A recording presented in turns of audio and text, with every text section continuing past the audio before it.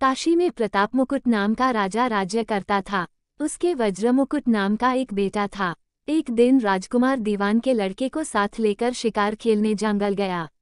घूमते घूमते उन्हें तालाब मिला। उसके पानी में कमल खिले थे और हंस किलोल कर रहे थे। किनारों पर घने पेड़ थे जिन पर पक्षी चहचहा रहे थे। दोनों मित्र वहां रुक गए और तालाब के पानी में हाथ मुंह धोकर ऊपर महादेव के मंदिर पर गए।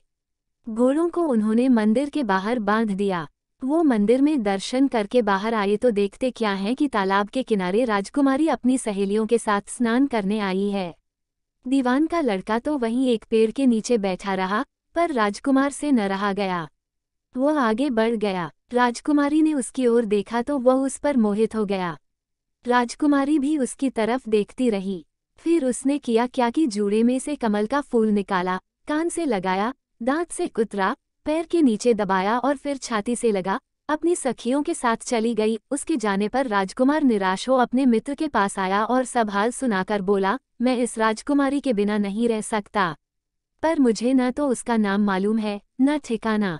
वह कैसे मिलेगी? दीवान के लड़के ने कहा, राजकुमार आप इतना घबराएं नहीं, वह सब कुछ बता गई है। राजकुमार ने पूछा, कैसे? वह बोला, उसने कमल का फूल सिर से उतारकर कानों से लगाया तो उसने बताया कि मैं कर्नाटक की रहने वाली हूँ।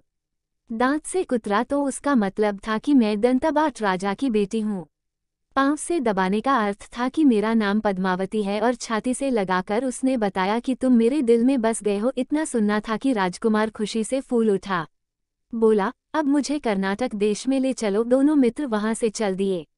घूमते फिरते सैर करते दोनों कई दिन बाद वहां पहुंचे।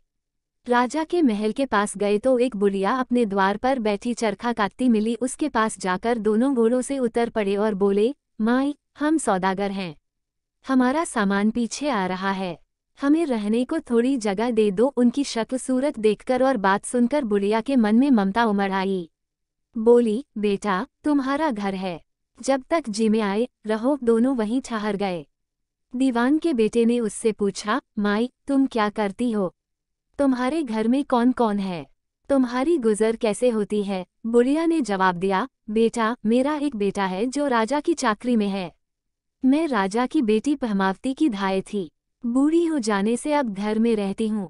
राजा खाने पीने को दे देता है। दिन में एक बार राजकुमारी को देखने महल में जाती हूँ। राजकुमार ने बुढ़िया को कुछ धन दिया और कहा, माई कल तुम वहां जाओ तो राजकुमारी से कह देना कि जेठ सुदी पंचमी को तुम्हें तालाब पर जो राजकुमार मिला था वह आ गया है। अगले दिन जब बुढ़िया राजमहल गई तो उसने राजकुमार का संदेशा उसे दे दिया। सुनते ही राजकुमारी ने गुस्सा होकर हाथों में चंदन लगाकर उसके गाल पर तमाचा मारा और कहा, मेरे घर से निकल जा। बुढ़िया ने घर आकर सब हाल राजकुमार को कह सुनाया। राजकुमार हक्का बक्का रह गया। तब उसके मित्र ने कहा, राजकुमार आप घबराएं नहीं, उसकी बातों को समझें। उसने देसों उंगलियां सफेद चंदन में मारी, इससे उसका मतलब यह है कि अभी 10 रोज चांदनी के हैं।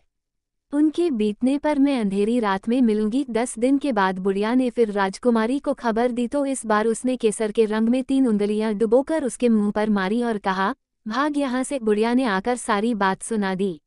राजकुमार शोक से व्याकुल हो गया। दीवान के लड़के ने समझाया, इसमें हैरान होने की क्या बात है? उसने कहा है कि मुझे मासिक धर्म हो रहा है। 3 दिन और ठहरो। 3 दिन बीतने पर बुढ़िया फिर वहां पहुंची।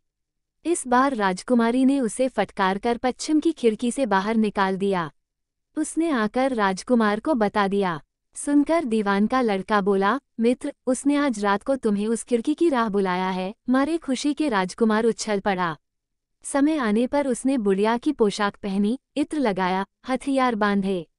दोपहर रात बीतने पर वो महल में जा पहुंचा और खिड़की में से होकर अंदर पहुंच गया। राजकुमारी वहां तैयार खड़ी थी। वो उसे भीतर ले गई। अंदर के हाल देखकर राजकुमार की आंखें खुल गईं। एक से एक बढ़कर चीजें थीं। रात भर राजकुमार राजकुमारी के साथ रहा। जैसे ही दिन निकलने को आया कि राजकुमारी ने राजकुमार को छिपा दिया और रात होने पर फिर बाहर निकाल लिया। इस तरह कई दिन बीत गए। अचानक एक दिन राजकुमार को अपने मित्र की याद आई। उसे चिंता हुई कि पता नहीं उसका क्या हुआ होगा। उदास देखकर राजकुमारी ने कारण पूछा तो उसने बता दिया। बोला, वह मेरा बड़ा प्यारा दोस्त है, बड़ा चतुर है। उसकी होशियारी ही से तो तुम मुझे मिल पाई हो। राजकुमारी ने कहा, मैं उसके लिए बढ़िया बढ़िया भोजन बनवाती हूँ, तुम उसे खिलाकर तसल्ली देकर लौट आना। खाना साथ में लेकर राजकुमार अपने मित्र के पास पहुंचा। वे महीने भर से मिले नहीं थे। राजकुमार ने मिलने पर सारा हाल सुनाकर कहा कि राजकुमारी को मैंने तुम्हारी चतुराई की सारी बातें बता दी हैं, तभी तो उसने यह भोजन बनाकर भेजा है। दीवान का लड़का सोच में पड़ गया। उसने कहा, यह तुमने अच्छा नहीं किया। राजकुमारी समझ गई कि जब तक मैं हूँ वह तुम्हें अपने बस में नहीं रख सकती, इसलिए उसने इस खाने में जहर मिलाकर भेजा है। यह कहकर दीवान के लड़के ने थाली में से एक लड्डू उठाकर कुत्ते के आगे डाल दिया। खाते ही कुत्ता मर गया। राजकुमार को बड़ा बुरा लगा। उसने कहा, ऐसी स्त्री से भगवान बचाए, मैं अब उसके पास नहीं जाऊंगा। दीवान का बेटा बोला, नहीं, अब ऐसा उपाय करना चाहिए जिससे हम उसे घर ले चलें। आज रात को तुम वहां जाओ। जब राजकुमारी सो जाए तो उसकी बाईं जांघ पर त्रिशूल का निशान बनाकर उसके गहने लेकर चले आना। राजकुमार ने ऐसा ही किया। उसके आने पर दीवान का बेटा उसे साथ ले योगी का भेष बना, मरघट में जा बैठा और राजकुमार से कहा कि तुम ये गहने लेकर बाजार में बेच आओ। कोई पकड़े तो कह देना कि मेरे गुरु के पास चलो और उसे यहाँ ले आना। राजकुमार गहने लेकर शहर गया और महल के पास एक सुनार को उन्हें दिखाया। देखते ही सुनार ने उन्हें पहचान लिया और कोतवाल के पास ले गया। कोतवाल ने पूछा तो उसने कह दिया कि ये मेरे गुरु ने मुझे दिए हैं। गुरु को भी पकड़वा लिया गया। सब राजा के सामने पहुंचे। राजा ने पूछा, योगी महाराज, ये गहने आपको कहाँ से मिले? योगी बने दीवान के बेटे ने कहा, महाराज, मैं मसान में काली चौदस को डाकिनी मंत्र सिद्ध कर रहा था कि डाकिनी आई। मैंने उसके गहने उतार लिए और उसकी बाईं जांघ में त्रिशूल का निशान बना दिया। इतना सुनकर राजा महल में गया और उसने रानी से कहा कि पद्मावती की बाईं जांघ पर देखो कि त्रिशूल का निशान तो नहीं है। रानी देखा तो था।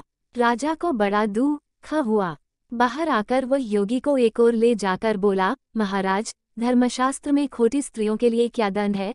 योगी ने जवाब दिया, राजन, ब्राह्मण, गौ, स्त्री, लड़का और अपने आश्रय में रहने वाले से कोई खोटा काम हो जाए तो उसे देश निकाला दे देना चाहिए। यह सुनकर राजा ने पद्मावती को डोली में बिठाकर जंगल में छुड़वा दिया। राजकुमार और दीवान का बेटा तो ताक में बैठे ही थे। राजकुमारी को अकेली पाकर साथ ले अपने नगर में लौट आए और आनंद से रहने लगे। इतनी बात सुनाकर बेताल बोला, राजन, यह बताओ कि पाप किसको लगा है? राजा ने कहा, पाप तो राजा को लगा। दीवान के बेटे ने अपने स्वामी का काम किया। कोतवाल ने राजा को कहना माना और राजकुमार ने अपना मनोरथ सिद्ध किया। राजा ने पाप किया, जो बिना विचारे उसे देश निकाला दे दिया। राजा का इतना कहना था कि बेताल फिर उसी पेड़ पर जा लटका। राजा वापस गया और बेताल को लेकर चल दिया। बेताल बोला, राजन, सुनो, एक कहानी और सुनाता हूँ।